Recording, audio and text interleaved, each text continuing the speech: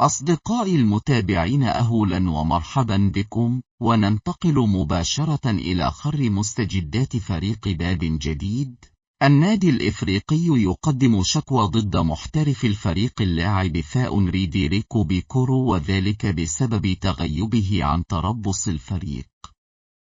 في موضوع خر النادي الإفريقي وبقيادة مدربه الفرنسي دافيد بيتوني يضع اللمسة الأخيرة من أجل حسم صفقة المغربي زكريا الهبطي بعد الاتفاق على جميع بنود العقد.